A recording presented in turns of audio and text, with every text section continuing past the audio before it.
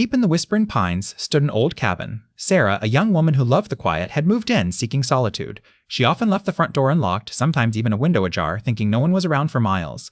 It was peaceful, almost too peaceful. One evening she found her kitchen window, which she swore she'd latched, slightly open. She shrugged it off, blaming the wind or her own forgetfulness. But then, a few days later, her favorite mug, which she always left by the sink, was sitting neatly on the living room coffee table, and a book she'd been reading, placed face down on her nightstand, was now closed and spine out on the bookshelf. Small things, easily dismissed, yet a cold knot began to tighten in her stomach, a growing, unsettling feeling that she wasn't as alone as she thought. Sarah started being meticulous. Every door, every window, locked tight before bed. She checked them twice, sometimes 3 times. One morning she came downstairs to find the back door, a heavy bolted door she'd certainly secured, standing open. Not forced, just open. It wasn't the wind. She started sleeping with a flashlight by her bed, listening for every creak, every sigh of the house. The quiet no longer felt peaceful, it felt like a held breath.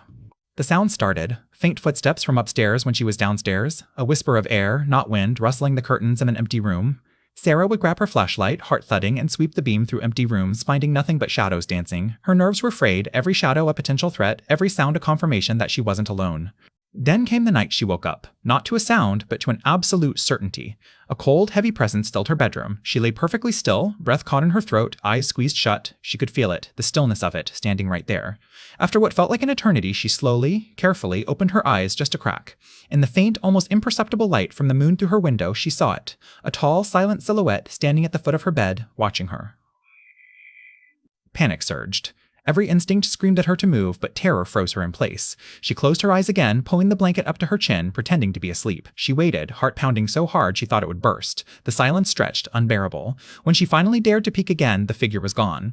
But on her bedside table, her grandmother's silver locket, which she always kept in the small, locked box, was now resting open on the polished wood.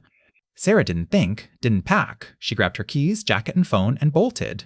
Out the front door, into her car, and down the long, winding dirt road. She didn't look back at the dark cabin, at the life she was leaving behind. The image of that silent, watchful figure and the locket on her table were burned into her mind. She drove until the sun came up, and she never returned. To this day, Sarah triple-checks every lock every single time. She knows now, better than anyone, that true fear isn't always a monster under the bed. Sometimes it's just the chilling realization that someone else knows the layout of your home and your habits better than you ever thought possible.